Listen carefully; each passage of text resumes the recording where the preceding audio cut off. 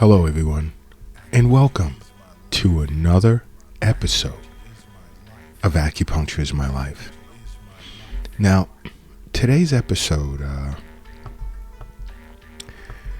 interesting topic. Why do I say that is because there are many of you out there who have been diagnosed with some form of arthritis. And you're continuing to eat certain foods that are not good for you.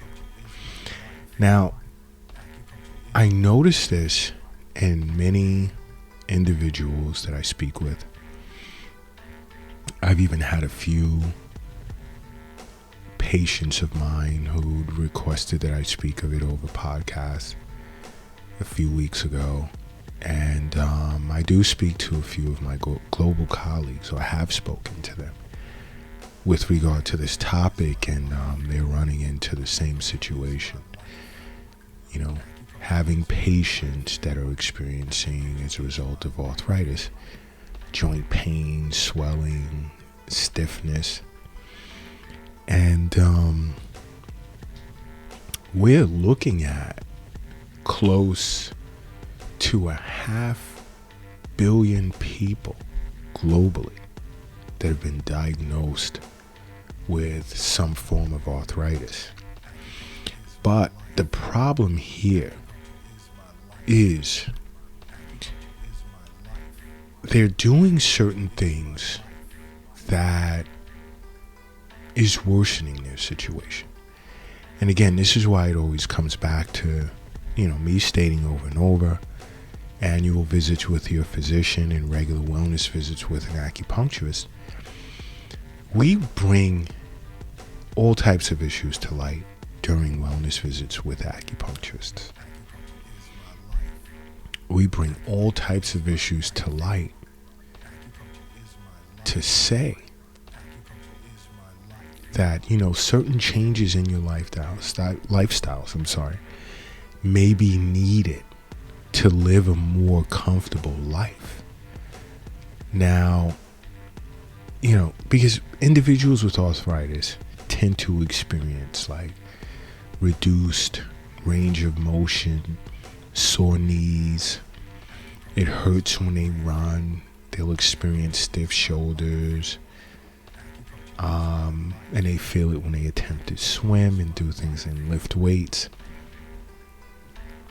And then there are those that are taking anti-inflammatory drugs to reduce the pain and discomfort.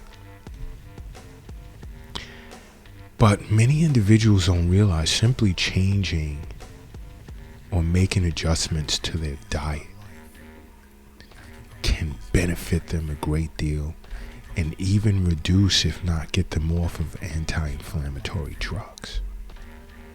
That's the power of a good diet. And many individuals are unaware that there are certain types of foods that can trigger chronic inflammation. And I've spoken of this in past episodes. It can trigger chronic inflammation in the body. And this type of chronic inflammation tends to be low grade. And it keeps your immune system engaged constantly. So, and what's happening is, in turn, it's damaging healthy cells in various organs, which is what creates or exacerbates disorders such as the various types of diabetes, heart disease, and even arthritis. So there are certain foods as well as activities, we may want to consider avoiding. One is like these ultra processed foods that are out there, loaded. Oh my gosh, have so much inflammation producing preservatives in them. such as baked goods like cupcakes and donuts and cookies and potato chips. Those foods that's in really colorful packages in your supermarket or little stores. You don't need those. You're just exacerbating your situation for what? Temporary pleasure? It's not even pleasure. It shouldn't even be looked at that way. And it extends beyond that. Like, we all like to pull in the fast food places, burgers and fries and chicken fingers and chicken nuggets and oh gosh, pizza. These are all inflammatory foods. I hate to even call them foods, because it's not. But you're feeding in to chronic inflammation, which is bad. And I say over and over, health is wealth. Wealth is not in the bank. It's not in the safe. It's not in the stock market. It's not in your pocket. It's not in your purse. It's not under the mattress. It's not in the shoebox in the closet. It's not under the doghouse in the backyard. The wealth is in you. The wealth is in you. And there's certain types of even fats that you want to stay away from, like trans fats, saturated fats. I even say stay away from dairy products if you can. I'm not a big fan of dairy at all. You want to look to avoid omega-6 polyunsaturated fats that are usually found in like corn oils, different types of packaged foods. Why? Because this all plays into chronic intestinal inflammation.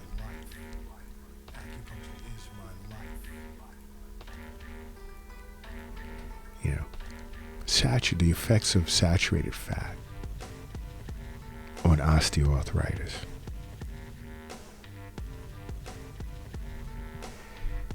It's all about what you put in your mouth. And sitting with an acupuncturist, we would definitely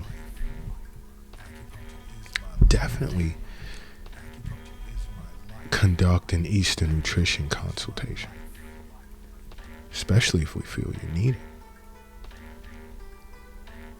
to discuss certain changes in your diet that can help reinvigorate the harmonious flow of qi and blood throughout the body, get yin and yang nice and balanced. That's what it's all about. But you also want to avoid soda. I speak of that a lot. It's just another sugar-sweetened beverage that causes weight gain, increases your risk of type 2 diabetes, as well as it increases your risk of rheumatoid arthritis. And it even exacerbates flare-ups. It's not a thing of drinking just one soda for the day. Just put it down. Leave it alone. Drink room temperature water or some herbal tea. Great for you. We need as men, 3.7 liters of water per day. Women, 2.7. And that's like even if you don't exercise. Now, if you exercise, it's still a little more. But you want to try and avoid soda. And I know you guys have to know I'm going to say alcohol. Totally disrupts the good, bad bacteria in the gut to cause inflammation in your intestines. Alcohol wreaks havoc on gut tissue, creating leaky gut, allowing for for certain toxins in the gut to escape into your system. That's no way. That's not good.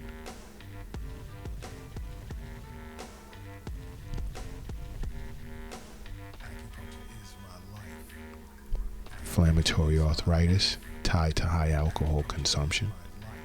Gout, high alcohol consumption.